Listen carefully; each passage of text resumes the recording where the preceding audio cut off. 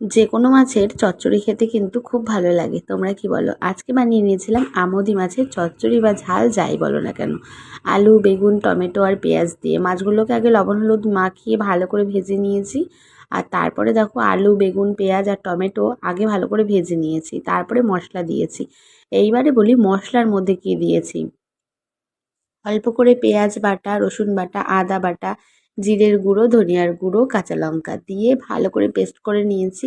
নিয়ে তারপরে এই যে ভাজাটার মধ্যে দিয়ে দিয়েছি মশলাটা, দিয়ে এবার ভালো করে কষিয়ে নিতে হবে।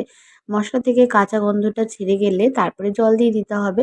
এই যে আমি একটু ঢাকা দিয়ে দিয়ে রান্না করবো, আর সুন্দর করে কষানো হয়ে যাবার পর তারপরে অল্প করে জল দিয়ে দিয়েছি। আর জলটা অবশ্যই উষ্ণ গরম জল দেবে। দিয়ে তারপরে মাছগুলোকে দিয়ে দিয়েছি। আর এই দেখো কত বড় বড় সাইজের আমুদি মাছ।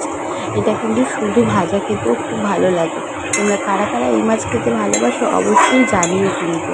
আমরা খুব ভালোবাসি।